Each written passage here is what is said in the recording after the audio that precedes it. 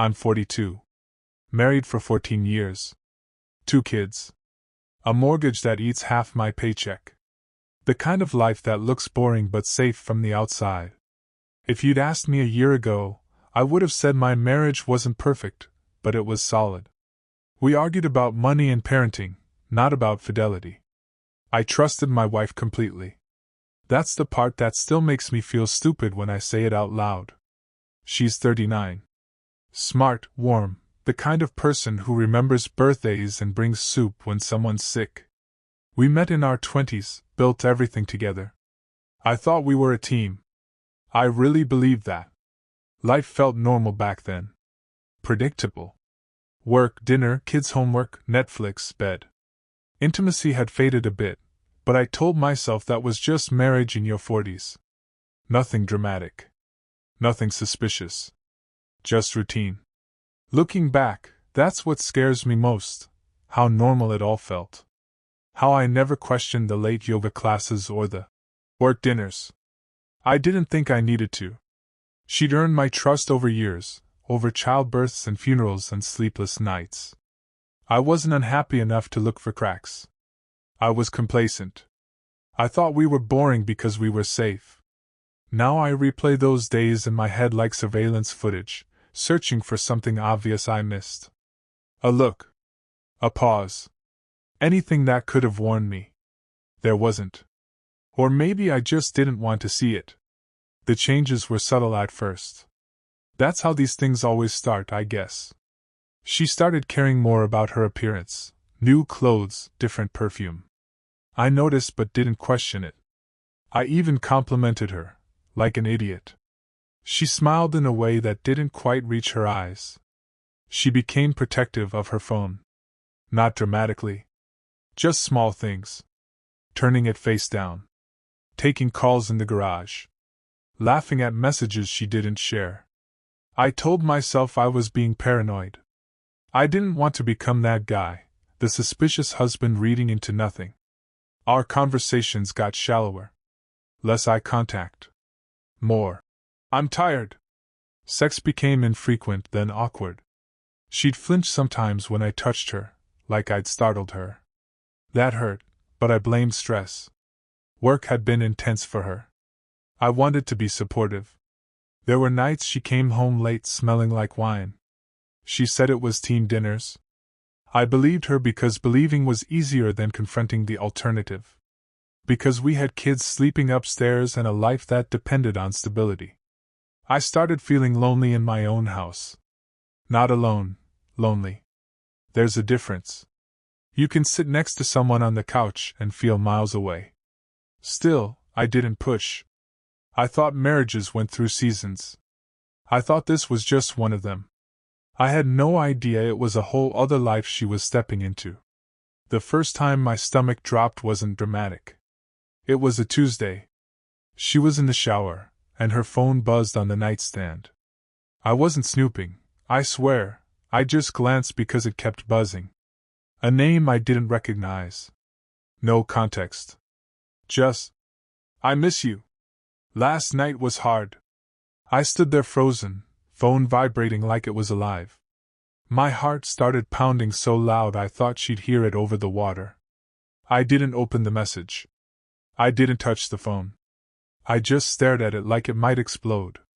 When she came out, I pretended nothing happened. My voice sounded normal, which scared me. I asked who it was later casually. She didn't hesitate. Work stuff. Too fast. Too smooth. That night I didn't sleep. I kept replaying the words in my head. I miss you. Who says that about work? I started noticing patterns after that. How she'd light up when her phone buzzed. How she'd disappear into the bathroom to text. How defensive she got if I asked even harmless questions. I hated myself for doubting her. I hated myself more for knowing, deep down, that something was wrong. Still, I didn't confront her. Not yet. I wasn't ready for the truth. I think part of me hoped the doubt would just fade. It didn't. Once the doubt took root, everything felt different. Like realizing the floor under you isn't solid. I started paying attention in ways I never had before. She began working late, every Thursday. Same excuse. Same vague details. When I asked what project she was on, she snapped at me. That was new. She used to be patient. Gentle. One night I checked our phone bill. I'm not proud of that, but I needed something concrete. There was one number she texted constantly. Hundreds of messages. Late at night. Early mornings. More than she texted me. I googled the number. Nothing obvious. No name. No business. I felt sick. Still, I didn't confront her. I kept telling myself there had to be an explanation. Maybe emotional cheating at worst. Maybe I was overreacting. The worst part was acting normal around the kids. Making breakfast. Asking about school. While my insides were screaming. I started imagining scenarios I never wanted to imagine. Her laughing with someone else. Touching someone else. Choosing someone else. I asked her directly if there was someone else. She laughed. Actually laughed. Said I was being insecure. That hurt more than anger would have. She hugged me afterward, told me she loved me. I wanted to believe her. God, I wanted to. But the doubt had teeth now. And it wasn't letting go. The truth didn't come from her. It never does it? It came from a Facebook message. From a woman I didn't know. No profile picture. Just a name and a single sentence. I think our spouses are seeing each other. I read it over and over, convinced it was a scam or some sick joke. My hands were shaking so badly I dropped my phone. We talked. Carefully. Painfully. She told me her husband worked late a lot. That he'd become distant. That she found texts. My wife's name. His name. Intimate. Explicit. She sent screenshots. There was no denying it. My wife wasn't just having an affair, she was dating a married man. A man whose wife thought he was working late. We were both living a lie, unknowingly covering for each other's spouses.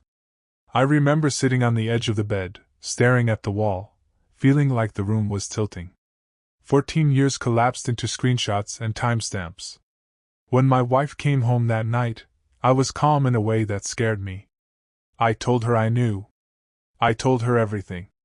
She didn't deny it. She just sat down and cried. That was the moment my old life ended. I didn't mean for it to happen. That was the first thing she said. Like that mattered. She told me his name. How they met. How it started as talking. How it became dinners, then hotels. How she felt seen. Alive. Desired. Every word felt like a knife. I asked questions I didn't want answers to because not knowing felt worse. How long? Almost a year. A year. While I was packing lunches. While we were celebrating birthdays. While I was trusting her. She said he was married. That she knew. That she didn't think it would go this far. That his wife wouldn't understand him. I laughed at that. A broken, ugly sound. I asked if she loved him. She hesitated. That hesitation destroyed me more than a yes would have. She said she was confused. That she loved me but wasn't in love. That she never planned to leave, she just wanted something for herself. I told her his wife knew now. Her face went pale. That scared her more than losing me. I realized then how deep the betrayal went. Not just to me, but to another family. Another woman living the same lie I was. I slept on the couch that night. I didn't cry. I just stared at the ceiling, wondering how someone I loved could become a stranger. The days after felt unreal. Like walking through smoke. I went to work, smiled at people, answered emails. Inside, I was barely functioning. Anger came in waves. Then grief. Then this hollow numbness that scared me the most. I'd look at my wife and feel nothing. Then suddenly feel everything at once. She apologized constantly. Cried. Promised it was over. Swore she'd block him. Swore she'd do anything. I didn't know what I wanted. Part of me wanted to burn everything down. Part of me wanted to rewind time. Part of me just wanted to sleep for a year. The kids noticed something was wrong. That killed me. We told them we were working through stuff. I hated lying to protect a lie I didn't create. I felt ashamed. Like I'd failed somehow. Like people would look at me and see the guy whose wife cheated. Even though I hadn't told anyone yet. Nights were the worst. Every quiet moment filled with images I couldn't shut off. Her with him. Them laughing. Her choosing him over me. I questioned my own reality. My worth. My masculinity. My entire marriage. Nothing felt solid anymore. Not even myself. We talked. A lot. Mostly in circles. She minimized things at first. Said it wasn't that serious. That hurt. Then she swung the other way, said it meant everything. That hurt too. I asked why she didn't talk to me instead. She said she tried? I don't remember that. Maybe I missed it. That guilt eats at me sometimes. She blamed loneliness. I blamed selfishness. We both cried. We both yelled. Sometimes in the same conversation. She wanted to go to counseling immediately. I agreed, not because I believed in it, but because I didn't know what else to do. I contacted the other wife again. We compared timelines. Lies matched up perfectly. It was eerie. Like two separate worlds colliding. Knowing I wasn't alone helped and hurt at the same time. Validation wrapped in pain. My wife begged me not to tell anyone else. She was afraid of losing her reputation. That made me angry in a new way. I felt like I was carrying all the weight while she worried about appearances. Trust was gone. Every notification on her phone made my heart race. Every late minute felt suspicious. I hated the person I was becoming, paranoid, bitter, exhausted. Months passed. Nothing really healed. It just settled. We stayed together, technically. Same house. Same routines. Different marriage. There was always an invisible third person in the room. Counseling helped us communicate, but it didn't restore trust. You can't rebuild something while standing in the rubble pretending it's fine. Some days were almost normal. Others felt unbearable. Intimacy was awkward, loaded. Sometimes I pulled away. Sometimes I tried too hard. She tried to be transparent. Shared passwords. Checked in constantly. I hated that too. It felt forced. Artificial. I still thought about leaving. Often. But the kids, the finances, the history, they all tied me down. I wondered if staying made me weak. Or if leaving would make me selfish. There were no good choices. The other couple separated.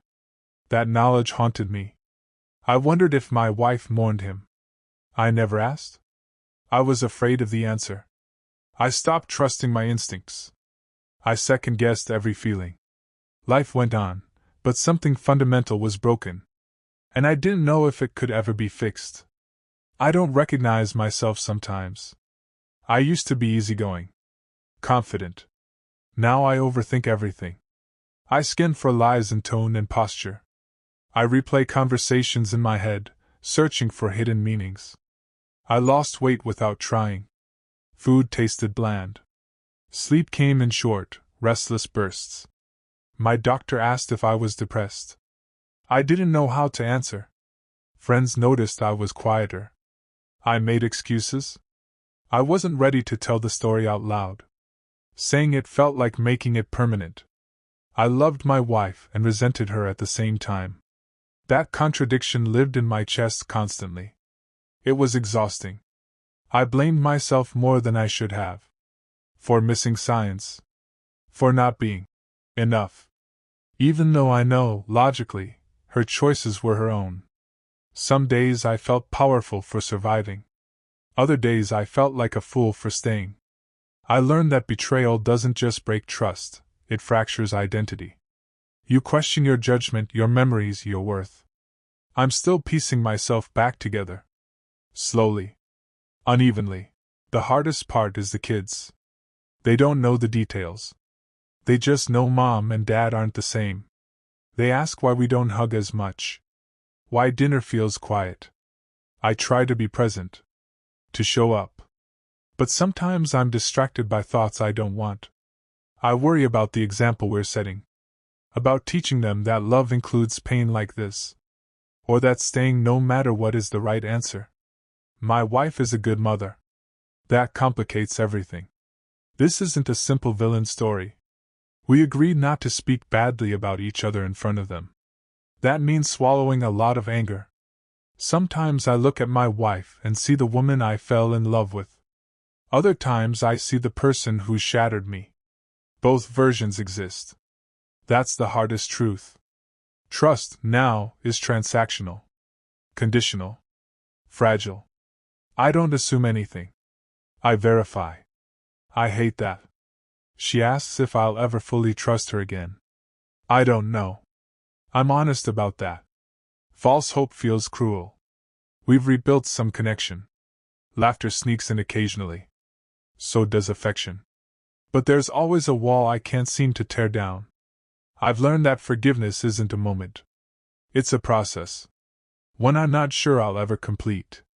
Some nights, I imagine a different life. One where I left. One where I didn't. Both versions scare me. People ask if they know why I stayed. The answer isn't romantic. It's complicated.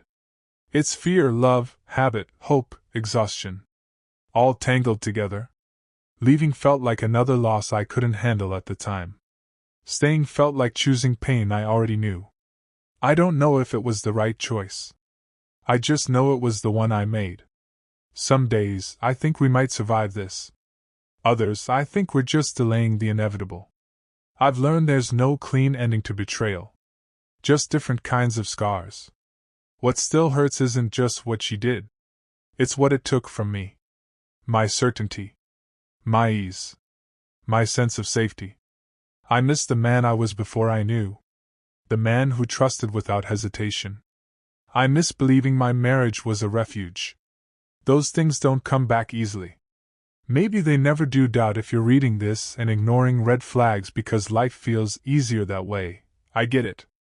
I did the same. If you're the one living a double life, know this: the fallout spreads further than you think. It doesn't end when the affair ends. I don't know how my story ends yet. We're still here. Still trying. Still hurting. All I know is that lies don't stay buried forever. And when they surface, they change everything. I'm still learning how to live with that.